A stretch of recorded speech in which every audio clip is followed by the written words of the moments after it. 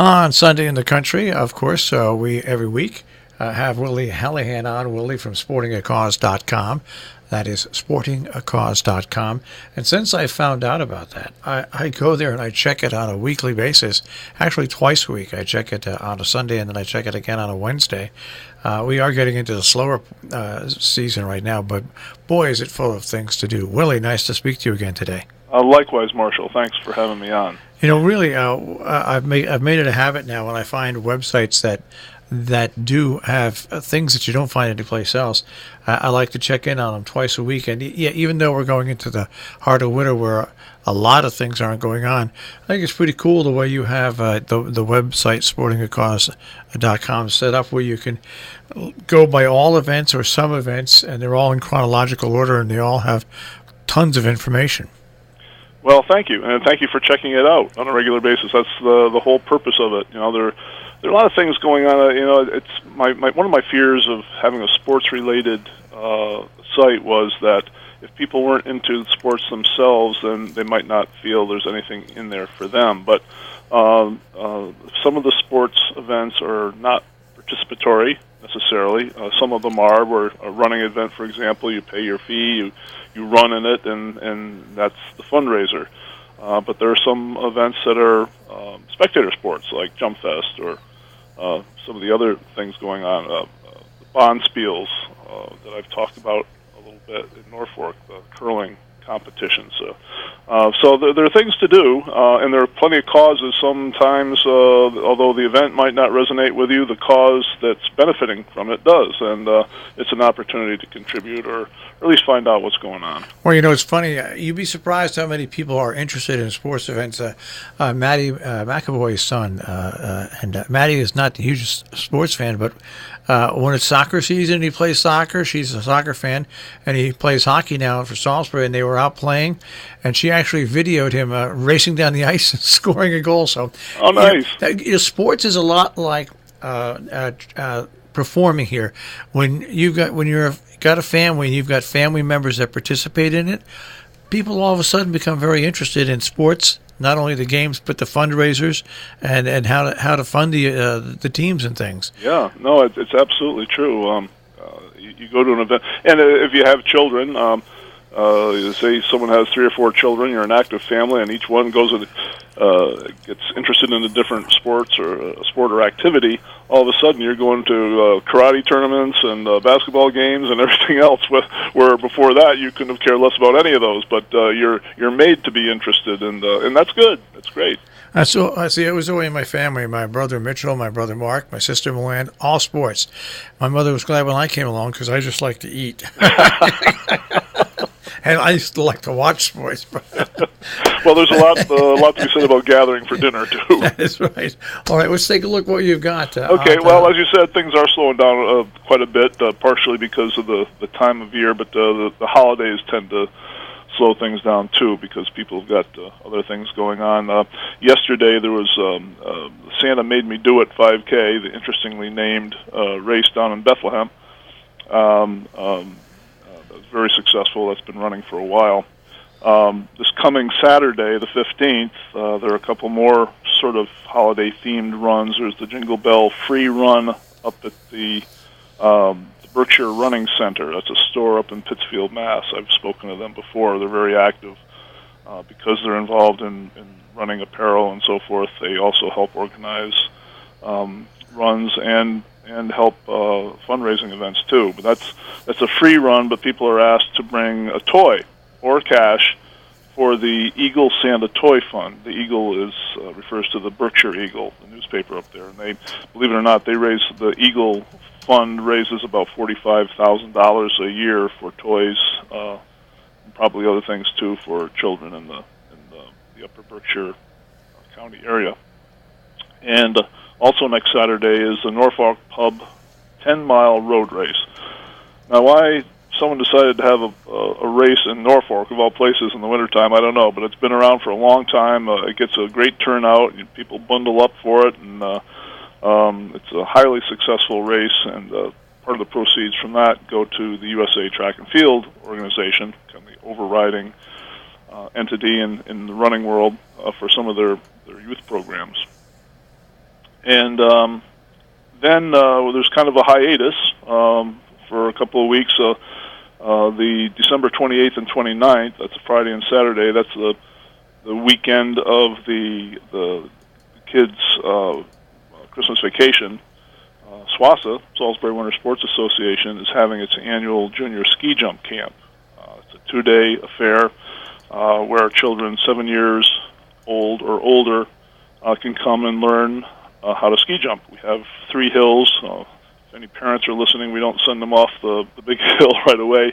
We have a little 20-meter hill, a 30-meter, and then our large 70-meter.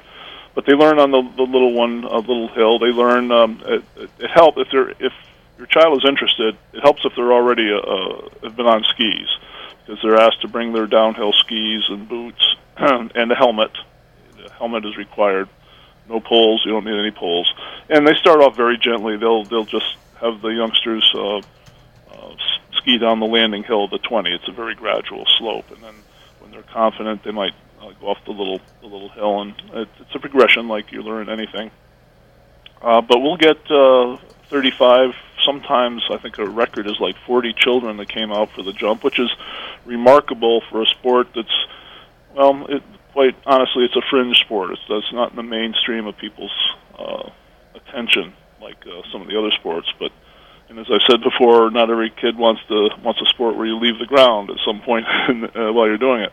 But we get a great turnout every year, and more importantly, one of the things that the SWASA people wanted me to stress is that it's not just the 2-day clinic. If you enjoy the sport, then you can participate in our jumping program for the rest of the season. It goes from except for Jump Fest when we need the hill for that. Children will jump 2 or 3 evenings a week and one weekend day, either a Saturday or Sunday. We have lights there so they can jump after school and into the evening. They can even, believe it or not, as they learn, they can take a trip up to Lake Placid sometime during the season if they want and compete against their 7 or 8-year-old peers at the site of 2 Winter Olympics. So it's very cool. It's a very cool event. It's a very cool sport for those who are interested. It's $50 a person for 2 days, and they get lunch both days, 2 days of training, and a T-shirt to the first 25 kids who sign up. So that's the 28th and 29th, the Friday and Saturday at the end of the school vacation week, and that's over at Satry Hill. And if anybody's interested, they can call Ariel Picton is the aptly named Ariel Picton, who's a ski jumper herself, is our coach. She's a great gal. She's great with the kids. And if you want any information or to sign up, you can email her. Her email is Ariel. That's ARIEL .swsa@gmail.com. And that pretty much takes us through the end of the year. On New Year's Day, I mean, there was a time in my life years ago when I barely saw New Year's Day, but there's the Milton Resolution 5-mile run. That's in Milton, Connecticut. It's the Milton Run at Milton Hall on Milton Road in the village of Milton, which is really in Litchfield. And that's a very popular race that's been run for years and years and years. And that's New Year's Day. And then as we get into the new year, there are more bonspiels, those curling events. I'll talk about them again because I'd love for people. It would be a great. They're always several days. They're either Thursday through Sunday or Friday through Sunday, and they're free to watch. They're fundraisers, but they raise money because the people who participate, they're 5-person teams. They pay to participate, and that's how they make their money. But it's free for anybody to go and watch, and they have a beautiful facility. When there's a competition, there are plenty of people around to explain to you what's going on. If you're watching the action and something doesn't make sense, the curlers are very, very passionate promoters of their sport, and they're always willing to talk to people. That's in Norfolk, by the way. And then, in January and February, there are volleyball tournaments. I hope to get a pretty good schedule of high school sports fundraisers. And then, of course, there's Jump Fest coming in February. That's SWASA's main fundraiser. It's a 3-day, Friday night, Saturday, and Sunday of ski jumping, which includes the Eastern U.S. Ski Jumping Championships, which are on Sunday.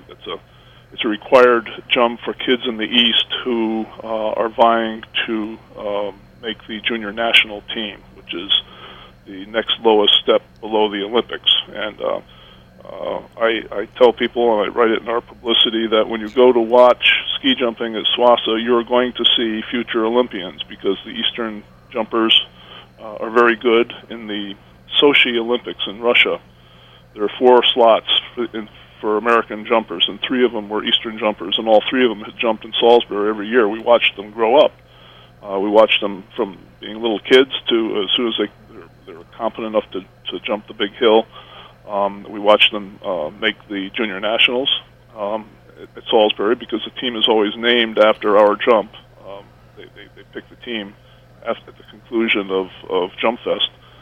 And we've seen them in the Olympics. So you literally can see future. It's like going to a minor league baseball game and seeing the future. I don't know. You, Marshall, you're a fan. You pick a baseball player who made it.